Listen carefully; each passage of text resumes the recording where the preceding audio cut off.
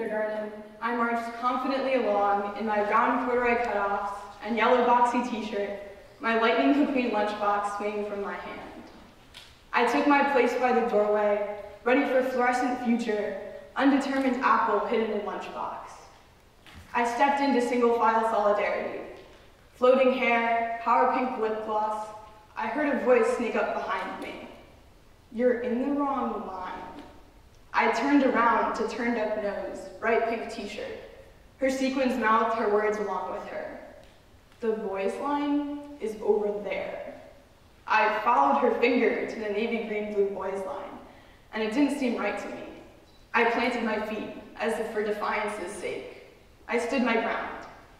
I stood my ground because that was all I knew how to do in that moment. Caught in between navy green blue, pink sequin corner, I didn't know it at the time, but in that moment, I existed in an invisible space. I was somewhere on the girls' line that wasn't meant for girls. I was parallel to the boys' line, my arms perpendicular. I made that space my own. I'd like to imagine that when queer people first started realizing that there were others like them, they began to lay bricks down, and that each person to join their ranks brought a brick with them and set it down beside the next. And it was in this way, brick by brick by brick, that the first safe space was built. As the queer community grew and evolved, so did these safe spaces. They grew and shrunk and merged, and factions began to form.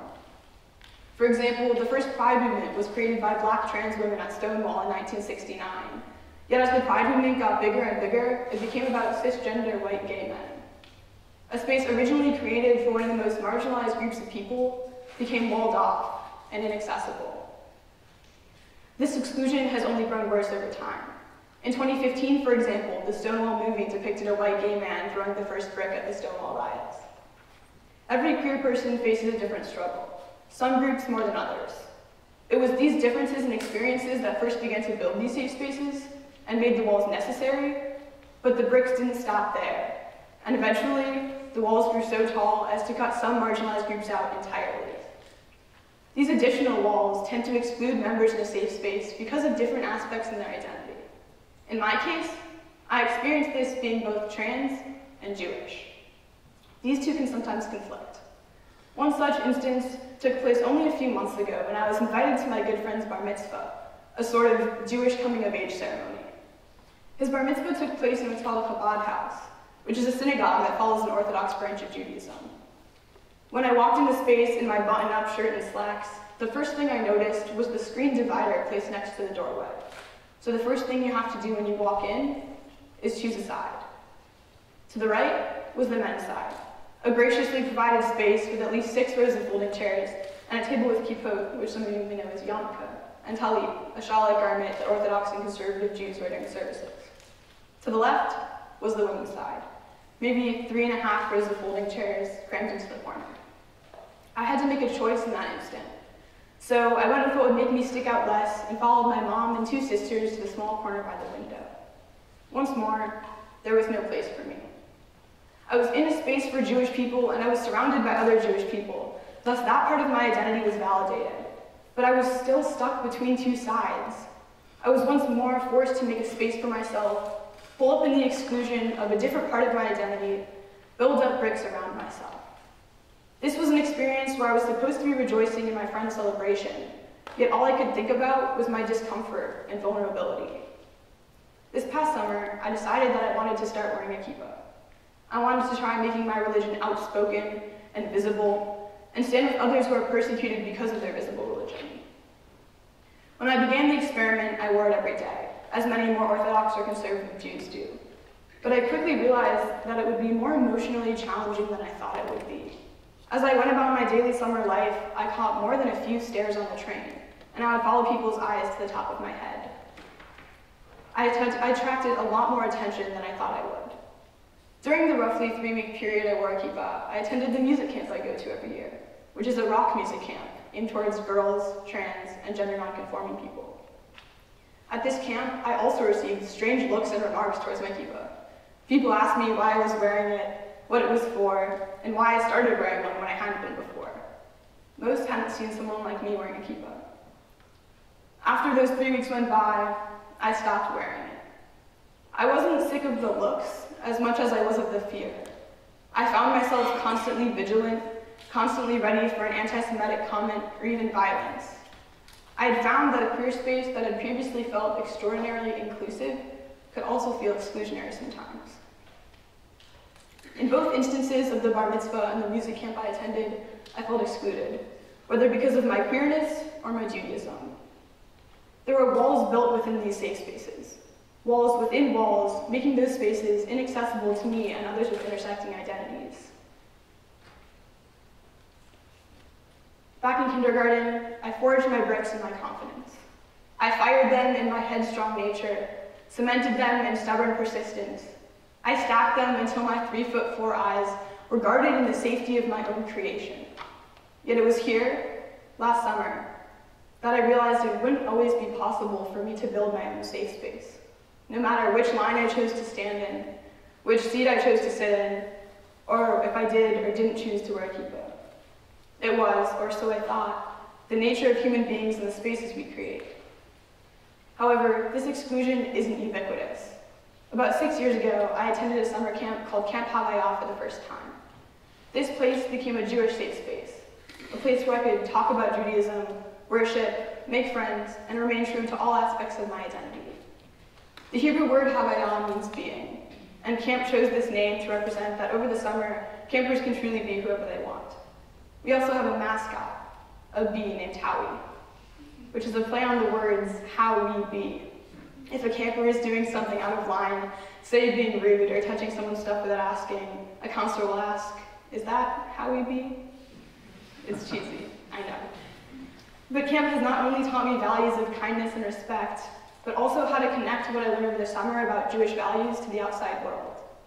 It was at camp that I realized that I don't necessarily have to be extraordinarily observant, or even observant at all, to connect with religion in a meaningful way. It was there that I was taught that Judaism can simply be a community to be a part of, a way to connect. And it was there that I decided that I truly wanted to be a Jew, because I learned that Judaism didn't have to be exclusive towards trans people. There are also other organizations that are specifically geared towards LGBT Jews. One I have come across is called Keshet, which means rainbow in Hebrew. They welcome Jews from all walks of life and all branches of Judaism. Both these organizations are a huge step in creating a more inclusive world, but they're only the beginning. Camp is expensive, and I, along with most of the people who go to camp, get scholarships, which helps some, but I'm already upper middle class, and I'm fortunate enough to be able to afford such a safe space. The cost itself of spaces such as these can serve as another wall in another closed-off safe space. And LGBT teens are already at a huge disadvantage. According to the Williams Institute, 40% of homeless youth identify as LGBT. And according to the Center for Disease Control and Prevention, LGBT youth are almost 5 times as likely to have attempted suicide than heterosexual youth. This just proves how necessary, affordable, non-exclusionary safe spaces are. Yet there are far too few. Spaces like these don't have to be limited to specific summer camps or organizations. They can be created in workplaces, places of worship, or schools, much larger spaces that impact even more people. The reality of having such marginalized identities is not one that most of us face. And to this, I ask you to think about the spaces you exist in. The first thing to keep in mind is that the way we interact with other people matters. By actively thinking about your words, you're actually helping to create safe spaces. This is especially important in places that are already deemed safe. Many times when these established spaces exist, people within them think they can do or say whatever they want. Like my music camp, for example, a space specifically created for trans and gender non-conforming people, there were still instances of exclusion when others didn't watch the language. Next, it's key to acknowledge the differences within our communities. When we ignore these subtle differences, it leads to the homogenization of large groups of people and the aforementioned exclusion. Now, this is not to say that all spaces must remain completely open.